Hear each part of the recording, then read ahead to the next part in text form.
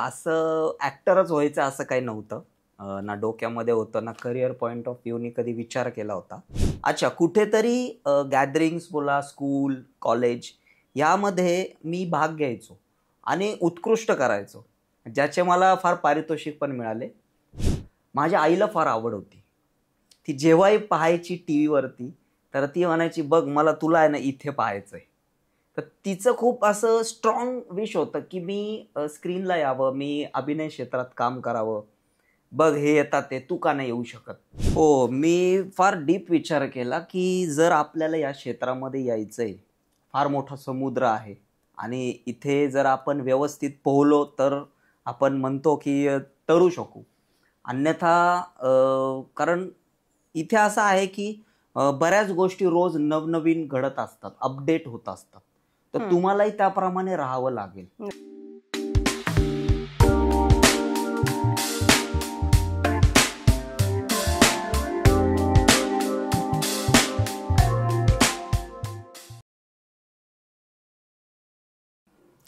सलाम, नमस्ते, सत श्री अकाल. मी आहे डॉक्टर दीप्ती वाघमारे. दीप्ती टॉक्सच्या आजच्या स्पेशल पॉडकास्टमध्ये तुमचं मनापासून स्वागत आहे. फिल्में सिर्फ 3 चीज़ों से चलती है, एंटरटेनमेंट, एंटरटेनमेंट, एंटरटेनमेंट.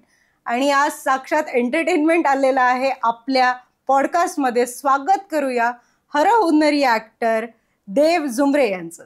यस, नमस्कार सर्वांना माझा. आणि खूप खूप धन्यवाद, मला आज स्पेशल वेळ काढून तुम्ही इथे बोलवलं. कारण मी पाहतो आल्यापासून बरेच पॉडकास्ट वगैरे सगळ्या गोष्टी चालू आहेत आणि खूप छान वाटलं मला बोलवल्याबद्दल. Thank you so much. Thank you so much Dev, तुझ्या हेक्टिक स्केड्यूलमधनं तू आमच्यासाठी वेळ काढलास.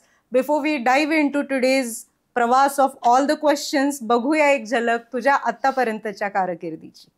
देव Zumbre, actor, director, producer, creator of viral music video songs like तुला फिरवीन माझ्या गाडीवर and much more. A wonderful actor from Sakhya Sajana, एका छताखाली आणि खोपा. सिरियल्स लाईक लागीर झालं जी, प्रेमा तुझा रंग कसा.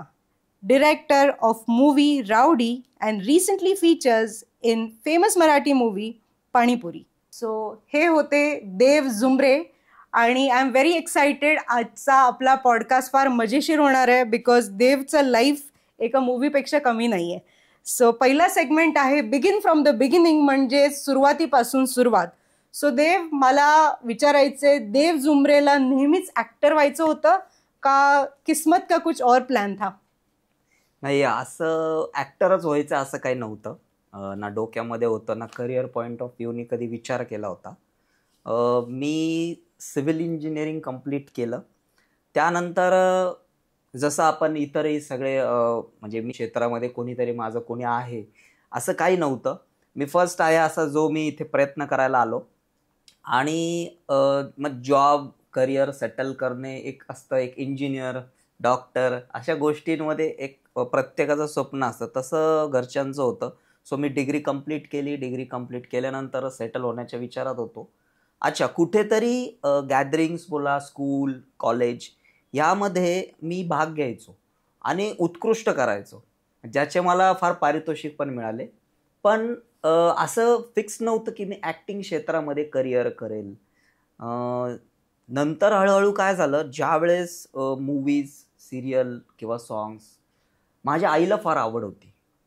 ती जेव्हाही पाहायची टी व्हीवरती, तर ती म्हणायची, बघ मला तुला आहे ना इथे पाहायचं आहे. तर तिचं खूप असं स्ट्रॉंग विश होतं की मी स्क्रीनला यावं, मी अभिनय क्षेत्रात काम करावं. बघ हे येतात ते, तू का नाही येऊ शकत? मी म्हटलं, अरे ह्यासाठी फार स्ट्रगल आहे, फार एक अभ्यास आहे, एक तपश्चर्या आहे. ही इतकी साधी गोष्ट नाही आहे की तुम्ही उठलात आणि लगेच कॅमेऱ्यासमोर उभे राहिलात. तर म्हटलं यासाठी बऱ्याच गोष्टी कराव्या लागतील. सो मी तसा प्रिपेअर्ड नव्हतो आणि काही डोक्यातही नव्हतं. पण कुठेतरी एक असं वाटलं, नाही, आईची इच्छा आहे ना, तिची विश आहे ना, मग आपण पूर्ण करावी ती. मग त्या दृष्टीने मी थोडीशी मग वाटचाल सुरू केली. सो आईंची इच्छा होती आणि आय एम व्हेरी शुअर त्या कुठेतरी आता खूप ब्लेस्ड फील करत असतील. And where ever she is steel blessing you. खरं तर हा प्रवास सुरू झाला होता शालेय किंवा महाविद्यालयीन संमेलनांमध्ये, गॅदरिंग्समध्ये. पण यू ऑलवेज थॉट दॅट एखाद्या कलेमध्ये जर आपल्याला पुढे जायचंय तर त्याचं प्रशिक्षण घेणं जरुरी आहे. आपण बोललो तेव्हा पण you stressed on the point की शिकणं फार जरुरी होतं. सो त्याबद्दल मला सांग की थिएटरची, रंगभूमीची ओढ कशी लागली आणि त्यात गुरु कोण कोण भेटले आणि हा प्रवास पुढे कसा गेला? हो, मी फार डीप विचार केला की जर आपल्याला या क्षेत्रामध्ये यायचंय, फार मोठा समुद्र आहे आणि इथे जर आपण व्यवस्थित पोहलो तर आपण म्हणतो की तरू शकू. अन्यथा कारण इथे असं आहे की बऱ्याच गोष्टी रोज नवनवीन घडत असतात, अपडेट होत असतात. तर तुम्हालाही त्याप्रमाणे राहावं लागेल. Right. First thing. Second thing, बरेच दिग्गज आहेत, एक्सपिरियन्स आहेत, सिनियर आर्टिस्ट आहेत. त्यांच्या बरोबरीने जर तुम्हाला काम करायचं किंवा तिथपर्यंतचा प्रवास गाठायचा आहे तर तुम्ही स्वतः तितकं तरबेज व्हायला हवं. बरोबर. तर तुम्ही त्यांच्या समोर तुमचं निभावं लागेल. अगदी. सो मी मग हळूहळू सुरुवात अशी केली. माझे एक सर होते जे माझ्या कॉलेजमध्ये सुद्धा होते, प्राध्यापक. त्यांनी मला फार गाईड केलं. ते मला म्हणाले की तू आपल्या कॉलेजमध्ये, मी सिम्बायोसिसला होतो, तर तिथे मॉडेलिंग पण आहे आणि ॲज वेल ॲज तू नाटकामध्ये सुद्धा प्रयत्न करू शकतो. तर मग सुरुवात मी केली मग नाटकांमध्ये. मग नाटक शिकण्यासाठी मी असे माझे 2-3 गुरुवर्य पण झाले. मी पुण्यामध्ये प्रशिक्षण घेतलं, मी मुंबईमध्ये प्रशिक्षण घेतलं. मग मी नाटकापासून सुरुवात केली. वा, क्या बात आहे. आणि नाटकामध्ये इतक्या बारीक बारीक गोष्टी शिकवल्या जातात अभिनयामध्ये की तुमचं व्हॉइस मॉड्युलेशन, तुमची बॉडी लँग्वेज काय असावी, तुमची प्लेसिंग काय असावी, तुम्ही कशा पद्धतीने डायलॉग डिलिव्हरी करताय, तुमचा आवाजाची पातळी किती पाहिजे, काय पाहिजे, एक फार बारीक बारीक गोष्टी अभिनयाबद्दलच्या शिकवत होते. मग ते मला फार आवडलं. त्यात माझा रस आणखी वाढला की आणखीन डीप मी शिकू यामध्ये की कसं जाऊ शकतो आपण. कारण मी जे पण पडद्यावर आज कलाकार पाहतो, मोठे मोठे आहेत. आज विक्रम गोखले सर नाही आहेत आज, त्यानंतर बरेच असे मोठे मोठे आहेत, नसरुद्दीन शाह सर आहेत, हे ज्यांचा अभिनय पाहून एक इन्स्पिरेशन मिळतं आपल्याला. सो ते सुद्धा कुठेतरी ड्रामा, थिएटर या बॅकग्राऊंडमधनं आलेले आहेत. मग नाटकापासून मी सुरुवात केली आणि शिकतोय, आजही शिकत आहे, पुढे शिकण्याची बरीच इच्छा आहे. सो नाटकांनी सुरुवात झाली. असं म्हणतात की जो थिएटर आर्टिस्ट असतो ना त्याच्या अंगामध्येच ती कला असते आणि मग तो मूवी असू, सिरियल असू, म्युझिक व्हिडिओ असू किंवा नाटक असू, त्याच्यातला तो कलाकार कधीच कुठे जात नाही.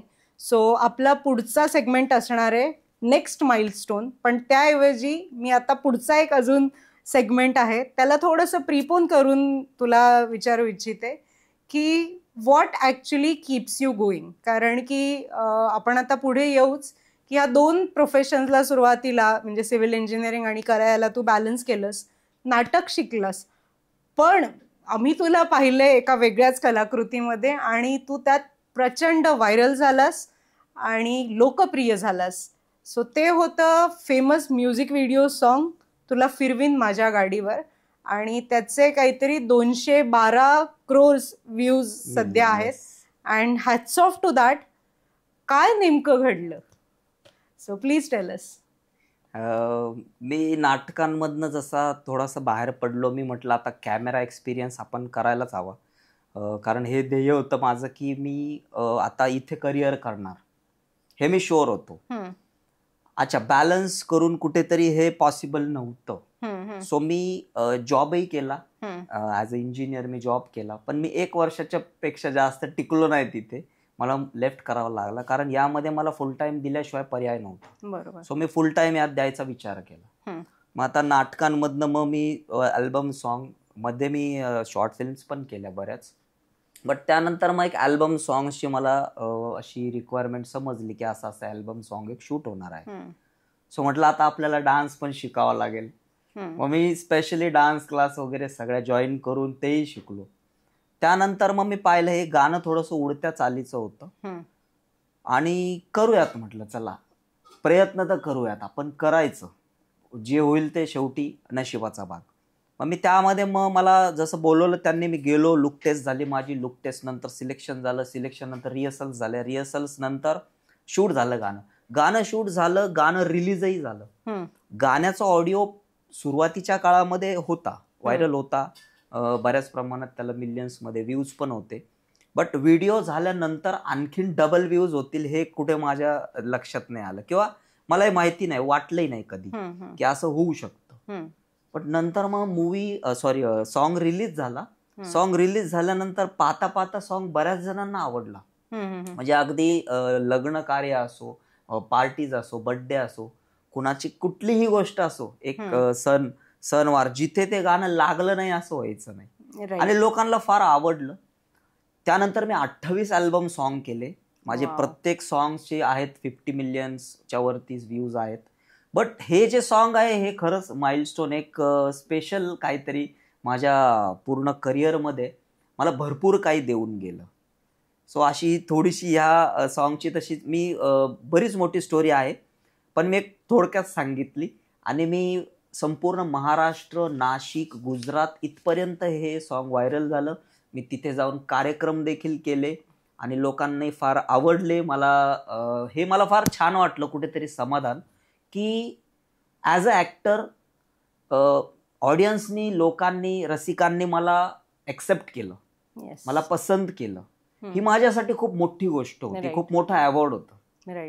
कारण मी एक अल्बम सॉन्ग करू किंवा 50 करू, जर मला ॲक्सेप्टच करत नाहीये श्रोते असतील किंवा पाहणारे आपले ऑडियन्स असतील, तर मग कुठेतरी ते मग मला असं वाटलं असतं की रॉंग फील्डमध्ये तर नाही आलो ना, कारण इथे जर काही होत नाही आपलं. कारण इच्छा असते, स्वप्न असतात, पण त्या बरोबरीने काही अवॉर्ड्स, रिवॉर्ड्स, जसं म्हणतो आपण, एक आयुष्यामध्ये समाधान, हे फार महत्वाचं आहे. सो मला कुठेतरी ते खूप मोठं समाधान मिळालं की मला एक्सेप्ट केलं. आणि इथून पुढे मग मी आणखीन छान, एक रिस्पॉन्सिबिलिटी वाढली, आणखीन छान काहीतरी करू.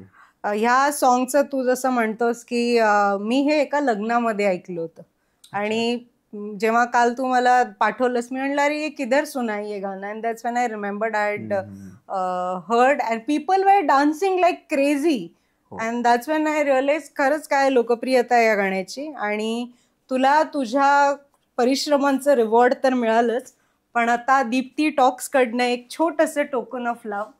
So this is for you, please accept it आणि ओपन करून बघ if you like it.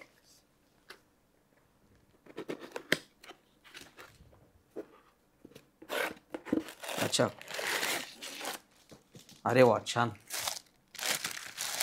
Coffee मी फार पितो. So thank you so much. फार सुंदर गिफ्ट आहे, आणि ह्याच्या मागे एक मेसेज आहे, सो प्लीज तो वाच, आणि हा खास तुझ्यासाठी आहे message. Yes, I enjoy playing characters where silence is loud. Gary Oldman.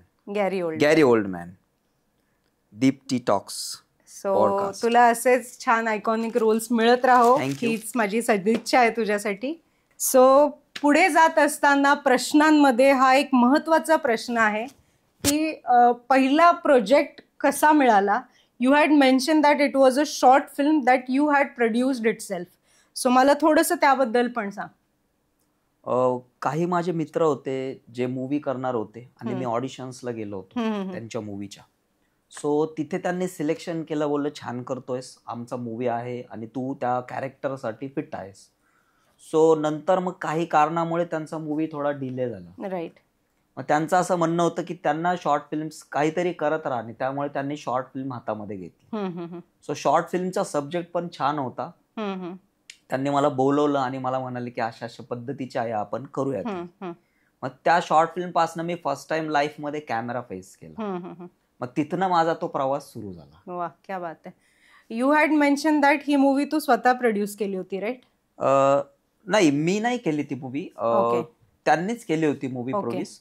But short film, 2 short film झाल्या होत्या त्या, आणि त्यांना अवॉर्डही मिळालं. क्या बात आहे, लवली. येस, त्यांना अवॉर्ड मिळालं, कारण की त्यामध्ये एक आपण जे अन्न टाकून देतो, जे उरतं घरामध्ये, त्याच्यावरती ती होती. बापरे. की ते अन्न, एक बेगर असतो, भिकारी असतो, त्याला ते अन्न खाऊन जगतो, पण ते त्याला तेही भेटत नाही, त्यामुळे त्याचा मृत्यू होतो. अरे बापरे, अशी ती स्टोरी होती. Heart broking. हो.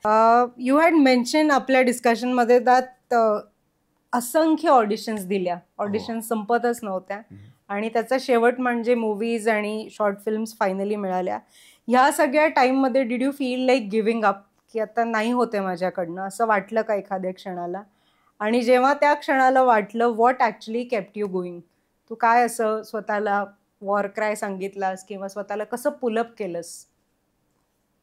ऑडिशन्स फार दिले मी, ही गोष्ट आहे खरी. कारण मुंबईला जाऊन ऑडिशन देणे, ट्रेनचा प्रवास, दिवस पूर्ण निघून जाणार, संध्याकाळी वन डे रिटर्न. कारण मुंबईमध्ये त्यावेळेस असं कुठे राहण्याची व्यवस्था वगैरे नव्हती.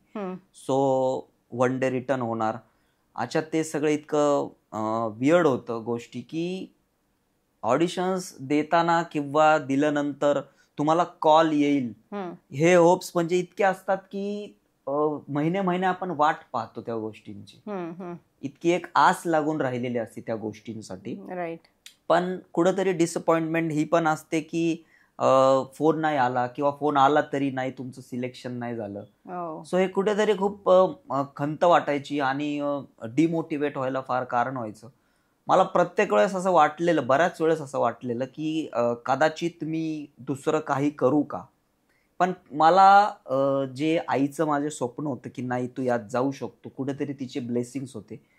ती आज या जगामध्ये नाही आहे, पण तिचे ब्लेसिंग्स ती कुठेतरी पाहतीये मला आणि तिचे ब्लेसिंग्स आहेत की नाही तू करू शकतो छान प्रकारे. हे कुठेतरी मला फार मोटिवेट करत होतं. राईट. की नाही मी हार नाही मानणार, मी चालणार, मी पुढे प्रयत्न करणार नक्की. राईट. म्हणजे अगदी सकाळी 4ला उठून जाणे असो किंवा फुल नाईट डबिंग असो, ऍक्टिंग असो, कुठलीही गोष्ट असो, शूट असो, यामध्ये मी कधीच थकलो नाही. मला थकवाच आला नाही कुठेच. नाटकांची प्रॅक्टिस असो, रीडिंग असो, अगदी 18-18 तास, 20-20 तास या गोष्टींमध्ये रमलो मी. अच्छा, मी मधल्या पिरियडमध्ये ऍक्टिंग स्कूल सुद्धा मी काही ठिकाणी मी ऍक्टिंग सुद्धा हे करायला गेलो, शिकवायला गेलो, शिबिर घेतले. जशी बिर्ला स्कूल आहे, झी स्कूल आहे, हिरो स्कूल आहे, बऱ्याच मोठ्या मोठ्या स्कूल्समध्ये जाऊन मी अगदी 10th स्टँडर्ड पर्यंतच्या मुलांना काही असं मला फार कळतं असं नाहीये, पण जे काही मी आजपर्यंत शिकलो माझ्या गुरुवर्यांकडनं ते मी कुठेतरी देऊ, इम्प्लिमेंट केलं, त्यांना दिलं, इम्प्लिमेंट करू. कारण नाटक फार सुंदर गोष्ट आहे. एक मनुष्य घडतो त्यामुळे, तो वेगवेगळ्या भूमिकांमधनं जातो, तसं वेगवेगळं आयुष्य जगतो असं मला वाटतं. म्हणजे तो काही बनू नाही बनू आयुष्यामध्ये, पण तो एक चांगला व्यक्ती नक्की बनू शकतो. सो त्यामुळे मी हे कुठेतरी माझ्यात जे रुजलंय थोडंफार ते मी इतरांनाही त्यांच्यामध्ये रुजू यासाठी जाऊन केला प्रयत्न. आणि ऑफकोर्स कुठेतरी डिमोटिवेट वाटतं, पण मी इन्स्पिरेशन आहेत काही गोष्टी अशा ज्या मला फार मोटिवेट करतात. त्यामध्ये आपले ॲक्टर आहेत ज्यांना मी मानतो, आज त्यांचा प्रवास पाहतो, कधी कधी त्यांचे मी असे पॉडकास्ट सुद्धा पाहतो की त्यांनी कशा प्रकारे हे केलं. मग असं वाटतं हे करू शकतात, मग आपण का नाही करू शकत. कोण आहेत तुझे प्रेरणास्थान? प्रेरणास्थानमध्ये मला गोविंदा झाले, त्यानंतर अमिताभ बच्चन झाले, हे प्रेरणास्थान आहेत. कारण यांनी फार झिरोमधनं सुरू केलं सगळ्या गोष्टी, फार स्ट्रगल करत करत ते आजपर्यंत आले. आणि बादशाह खान, वाव, शाहरुख खान हे जास्त माझे इन्स्पिरेशन मी त्यांच्याकडनं घेतो. कारण त्यांचं आयुष्य तितकं इझी नव्हतं ज्या आज त्या लेवलला आहेत ते. तर खरोखर हे एक जनरेशनमध्ये, एका लाईफमध्ये एवढं सगळं अचिव्हमेंट करणे, फॅमिलीला, रिस्पॉन्सिबिलिटीला, सगळ्या गोष्टींना धरून, सो हे जोक नाहीये, हे फार मोठी गोष्ट आहे. सो मी त्यांना इन्स्पिरेशन मानतो. अँड आय एम शुअर कुठेतरी समवेअर इन द वर्ल्ड लोक तुला सुद्धा इन्स्पिरेशन मानतायत, because what you have done till now is not easy. एक इंग्लिशमध्ये कोट आहे, नो स्टोन लेफ्ट अनटर्न. म्हणजे तू असा कोणताच कलेचा प्रकार आहे जो तू केला नाही, तू सगळं काही केलेलं आहे. ठीक आहे, तू मूव्हीजमध्ये काम केले, नाटकांमध्ये काम केले, सिरियल्स केल्यात, वेब सिरीज केल्यात, म्युझिक शोज केलेत, म्युझिक व्हिडिओज केलेत, मॉडेलिंग केलंय, आणि नाव that you are telling me की अभिनयाच्या कार्यशाळा म्हणजे वर्कशॉप्स पण घेतलेत. पण तरीही तू आमच्या लक्षात राहतो. सिरियल्समध्ये आम्ही तुला पाहिलंय. सिरियल्सचा एरा कसा होता, if you can tell me in short? Serial मी एक अनुभव म्हणून करावी म्हटलं. मी खूप प्रयत्न केले सिरियल मध्ये जाण्यासाठी. सिरियलचे ऑडिशन्स दिले बरेच. त्यावेळेस लागिरं झालं जी म्हणून एक सिरियल फार फेमस होती. त्याचा फार सगळीकडे हे होती. तर मी तिथे जाऊन ऑडिशन दिलं अच्छा, ऑडिशनला मी पाहिलं, एक मोठं मंगल कार्यालय त्यांनी बुक केलं होतं आणि तिथे ऑडिशन चालले होते. सो 1,500 मुलांनी ऑडिशन्स दिले असते. बापरे. सो मी विचार केला, या 1,500 मध्ये माझा नंबर केव्हा येईल. मी ऑडिशन देऊन आलो आणि काही दिवसांनी, आय थिंक 3ऱ्या दिवशी मला कॉल आला की तुम्ही सिलेक्ट आहात आणि तुम्ही सो अँड सो डेटला या तुम्ही. त्या बिफोर दॅट त्यांनी मला एक पॅरा पाठवलं, मला बोलले हे लर्न करा आणि पुन्हा आणखी एक ऑडिशन पाठवा मोबाईलवर रेकॉर्ड करून. सो तेही मी पाठवलं, तेही त्यांना आवडलं. मग मी गेलो त्या दिवशी आणि तसा तो माझा प्रवास सिरियलचा सुरू झाला. अच्छा, मी एक गोष्ट नोटीस केली, ड्रामा मधली ऍक्टिंग टोटल वेगळी, सिरियल मधली जे आहेत म्हणजे त्यांचं काही शूटचे प्रकार आहेत, जे टेकिंग असतात गोष्टी टोटल वेगळ्या, आणि मूवी मध्ये वेगळं. सॉंग्स मध्ये तर तुम्हाला म्हणजे नाचता आलं, तुमचे एक्सप्रेशन छान असले तरी करू शकतात, आजकाल बरेच जण करतात. पण ह्या 3 गोष्टींमध्ये फार एक तुम्हाला स्वतःला झोकून द्यावं लागतं. तुमचा अभ्यास, तुमचा स्ट्रगल, तुमची तपश्चर्या, तुमचा प्रत्येक गोष्टी तुम्हाला तिथे कामाला येतात, जे तुम्ही शिकलात आतापर्यंत. सो ते इतकं सोपं नव्हतं. आणि त्यांची टेकिंगची, शूटची, प्रत्येक गोष्टीची पद्धत पाहिली. सो माझा एक्सपिरियन्स खूप छान होता सिरियलचा आणि मला खूप छान वाटलं. एका मोठ्या नामांकित सिरियलमध्ये आपण काम करतोय आणि खरं पाहिलं तर मी तिथून पुढे मी कुठेही जर कार्यक्रमाला गेलो तर मला लगेच ओळखायचे, अरे हा लागीर झालं जे मध्ये होता. सो सिरियल ही एक अशी गोष्ट आहे जिथे तुम्हाला घराघरामध्ये पोहोचता तुम्ही आणि तिथे जो व्यक्ती काम करतो सिरियल मध्ये, तिथनं तो एक वेगळाच पॉलिश होऊन, एक ट्रेंड होऊन बाहेर पडू शकतो. परफेक्ट. सो सिरियल मधनं मला फार गोष्टी मिळाल्या. लागीर झालं जी केली मी, प्रेमा तुझा रंग कसा ती केली. त्यानंतर विष्णू पुराणमध्ये माझी विष्णूची भूमिका होती. मी श्रीरामांची भूमिका केली, विष्णूची केली, श्रीकृष्णाची केली. रिलीजियस कॉन्टेंट भरपूर तू you have been part of. So religious content करत असताना मग तू काही वेगळं करतोस का? तुझं प्रिपरेशन काही वेगळं असतं का? हो, थोडंसं त्या काळामध्ये, त्या कॅरेक्टरमध्ये असताना त्या काळामधले कसे विचार करतील, त्यांची देहबोली कशी असेल, त्यांचे एक्सप्रेशन, त्यांची बोलण्याची पद्धत, या सगळ्या गोष्टींचा थोडा डीप स्टडी करावा लागतो.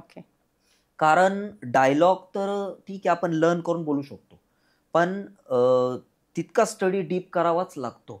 त्यांनी कसं केलं असेल, त्यावेळेस जो काय ऍटमॉस्फिअर काय असेल, बॅकग्राऊंड काय असेल त्या कॅरेक्टरचा, इतका विचार करून, अभ्यास करून ते कॅरेक्टर. सो थोडा तुम्हाला वाचनही करावं लागतं, नो डाऊट. वाचन फार मोठं म्हणजे फार महत्वाचं आहे, क्षेत्र कुठलंही असो.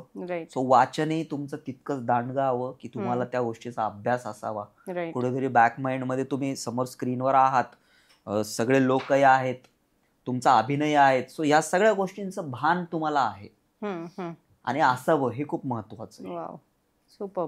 हो. सो मी सिरियल्सचे काही स्निपेट्स पाहिलेत, पण मला ऍक्च्युली आश्चर्य ह्या गोष्टीचं वाटतं की म्युझिक व्हिडिओ इंडस्ट्रीमधलं एक असं नाव की ज्याने काम करतच गेला. म्हणजे there has not been a single project of yours जो चालला नाही किंवा लोकांना आवडला नाही. सो असं म्हणू शकतो का की म्युझिक व्हिडिओचा कोड तू क्रॅक केलायस? नाही, असं इतकं मी मोठं नाही मी समजत स्वतःला. ऑफकोर्स यामध्ये कुठेतरी जे आहेत लोकांचं प्रेम आहे, त्यांनी मला पसंत केलं, त्यांनी ते ऑडिओज पसंत केले, मला त्या व्हिडिओमध्ये पसंत केलं, तर सर्व श्रेय मी हे रसिक प्रेक्षकांना देतो, मायबाप प्रेक्षकांना देतो. पण कुठेतरी मला असं वाटलं मी वेगवेगळे कॅरेक्टर करावेत. म्हणजे मी प्रत्येक सॉन्ग मध्ये मला माझे जे कोस्टार आहे त्याही वेगवेगळ्या मिळाल्या. म्हणजे 28 अल्बम सॉन्ग झाले, जे चित्रपट झाले, प्रत्येक वेळेस नवीन कलाकार होते, काही नवीन होत्या, काही एक्सपिरियन्स सुद्धा कोस्टार्स होते माझे. सो त्यांच्याकडनंही मी काहीतरी शिकत गेलो, माझ्याकडनंही त्यांना काहीतरी शिकायला मिळालं असेल मे बी. आणि जो एक ट्युनिंग असते ती आमच्या दोघांची छान वाटली, रसिकांनाही छान वाटली, त्यामुळे ते अल्बम सॉंग्स ऑटोमॅटिक हिट होत गेले. आमचं जे कॉर्डिनेशन आहे, जे आमचं डान्स असो किंवा जे असेल एक्सप्रेशन्स असतील, मूवी असो, सॉंग्स असो, त्याचं सो ओव्हरऑल त्यांना छान वाटलं आणि त्यांना ते गाणे हिट केलं. म्हणजे त्यांनी हिट केलं, यात श्रेय माझं नाही, त्यांचं आहे, ऑडियन्सचं आहे, ज्यांनी इतकं मोठं त्या लेवलला गाण्याला नेऊन ठेवलं. मी तुझं काकण किनकिन करतं, हे गाणं फार सुंदर शूट झालतं, भीमाशंकरच्या पायथ्याशी झालतं. ते गाणंही मला असं वाटलं नाही, कारण 3 दिवस कंटिन्यू शूट चालले होते आणि मी तिसऱ्या दिवशी तिथे पोचलो सकाळी, जस्ट फ्रेश झालो आणि मला आठवतं मला सर म्हणाले की ताबडतोब लगेच तुला, म्हणजे मी काहीतरी 6ला तिथे पोचलो सकाळी, ऑलरेडी 2 ठिकाणी शूट करून, आणि 6 वाजता ते मला म्हटले आत्ता 7ला शूट सुरू होणार आहे, 1 तासात रेडी हो. सो माझी झोप नाही 3 दिवस ऑलरेडी, आणि तिथल्या तिथं मी लगेच म्हणालो की काय मला थोडंसं शेव वगैरे तरी करू द्या, फ्रेश व्हायचं मला. सो तिथेच मी लगेच एक शॉपमधनं हे घेतलं रेझर, फटाफट शेव वगैरे केलं आणि मी विदिन अर्धा तासात लगेच कॅमेरासमोर उभा होतो. आणि मी केलं ते काम, पण तेही गाणं फार सुंदर झालं, लोकांना खूप आवडलं, हे छान वाटलं मला, म्हणजे कुठेतरी चीज झालं त्याचं एक. सो खरं तर आता आपण हळूहळू आता कार्यक्रमाच्या शेवटच्या टप्प्याला आलेलो आहोत, परंतु काही चित्रपट तू केलेले आहेस, एकाच छताखाली, सख्या साजना, खोपा आणि आत्ता नुकताच प्रदर्शित झालेला आणि आता OTTवर सगळ्यांना आवडतोय असा पाणीपुरी. सो चित्रपटांच्या प्रवासाबद्दल मला अगदी थोडक्यात सांग. चित्रपट मी ऑडिशन दिलं होतं फार. माझा पहिला चित्रपट एकाच छताखाली. माझ्या वडिलांची भूमिका मोहन जोशी सर, माझी बहिणीची भूमिका दीपाली सय्यद मॅडम, मिलिंद गुनाजी सर होते, मिलिंद गवळी होते. तिथनं माझी सुरुवात झाली. ऑडिशन्स झाले, ऑडिशन नंतर त्यांनी मला सिलेक्ट केलं. मूवीची शूट वगैरे झाली. खूप मोठी स्टारकास्ट होती. पहिला एक्सपिरियन्स होता लाईफमध्ये, फर्स्ट टाईम इतक्या मोठ्या कॅमेरासमोर मी जात होतो आणि थोडीशी मनामध्ये भीती पण होती, पण कुठेतरी समाधान पण होतं की इतक्या मोठ्या कलाकारांबरोबर आपण स्क्रीन शेअर करतोय. सो ही छोटी गोष्ट नाही आहे. सो चांगलं आहे, श्री गणेश चांगलं झालेलं आहे असं मनामध्ये होतं कुठेतरी. तो मूवी फार सुंदर होता, फॅमिली ड्रामा होता. त्यानंतर मी खोपामध्ये काम केलं. खोपामध्येही माझं सपोर्टिंग कॅरेक्टरच रोल होता आणि तिथून नंतर मग मला लीडला मिळाला तो सख्या साजना. सख्या साजना हे पूर्ण लव्ह स्टोरी होती, जे प्रेमभंग वगैरे झाल्यानंतर सुसाईड करतात मुलं मुली, तर त्याच्यावरती ती होती. तो जो माइंडसेट आहे त्याला क्रॅक करण्यासाठी ती स्टोरी होती. खूप छान कॉन्सेप्ट होता. त्यामध्ये मी ॲज अ लीड डेब्यू केलं. चेतन सागडे डिरेक्टर होते, त्याचे प्रोड्युसर इनायत शेख सर होते आणि तो मूवी फार सुंदर झाला. सिटी प्राईडला वगैरे रिलीज झाला, तोही फार प्रेक्षकांना आवडला. बट कुठेतरी तो कोरोनाच्या काळामध्ये रिलीज झाला, सो तितका तो पोचला नाही प्रेक्षकांपर्यंत. पण मूवी फार सुंदर आहे. नंतर MX प्लेअरला सुद्धा त्यांनी रिलीज केला. येस. आणि पाणीपुरीमध्ये असं झालं की पाणीपुरीमध्ये मला बोलवलं, ऑडिशन वगैरे झाले आणि पाणीपुरीसाठी माझं सिलेक्शन झालं. मला एवढं होतं की या मूवीची स्टारकास्ट खूप मोठी आहे. मी ऐकलं होतं सरांकडून. रमेश चौधरी सर त्याचे डिरेक्टर आहेत आणि प्रोड्युसर अग्रवाल सर आहेत. सो मी कुठेतरी ऐकलं होतं यामध्ये 10, 12, 15 काहीतरी आहे स्टारकास्ट, आणि आपल्याला या मूवीमध्ये या स्टारकास्ट बरोबर स्क्रीन शेअर करायला मिळाली, तर ही गोष्ट माझ्यासाठी ॲज अ आर्टिस्ट खूप छान आहे. आणि मी आजही तसंच समजतो. माझा रोल किती आहे, काय लीड आहे नाहीये, मी तितका विचार नाही करत. मी लीडचे बरेच कामं केले, पण तरी सुद्धा मला असं वाटतं की जर एखादा मोठा प्रोजेक्ट आहे तर मी त्याचा एक भाग बनू. ही माझ्यासाठी खूप भाग्याची गोष्ट आहे. हो. सो मला हे माहित होतं की इथे मला काम करण्याची इच्छा आहे आणि सडनली एक माझं सिलेक्शन पण झालं. मूवीचं शूट स्टार्ट झालं आणि फार सुंदर मूवी झाला. तोही आता प्राईमला आहे. येस, सगळीकडे. पाणीपुरी खूप छान प्रतिसाद होता त्या मूवीचा. रिस्पॉन्स, बरेच थिएटर आम्ही फिरलो आणि सगळ्यांना खूप आवडलं. प्रमोशन्स खूप जोरदार झाले टीम पाणीपुरीचे. सो खरं तर देव, आपला हा प्रश्नांचा प्रवास कधीही संपू नये असं वाटतं, पण आपल्याला नाईलाजाने वेळेचं बंधन आहे. So thank you so much. आज तू आमच्या या पॉडकास्टमध्ये आलास, तुझी सगळी म्हणू शकतो की लाईफची कहाणी आमच्यासमोर उलगडलीस. आणि मी एवढंच म्हणेन, तो आला, त्याने पाहिलं आणि त्याने जिंकलं. अशाच वेगवेगळ्या प्रोजेक्ट्समध्ये आम्हाला तुझी भेट नेहमी घडत राहो. आणि दीप्ती टॉक्सच्या पॉडकास्टमध्ये आल्याबद्दल तुझे खूप खूप आभार. येस, थँक्यू सो मच मला बोलवल्याबद्दल. आणि इथून पुढेही माझा असा प्रयत्न राहील छान छान कामं करून तुमच्या समोर येत राहू. So thank you so much. Thank you.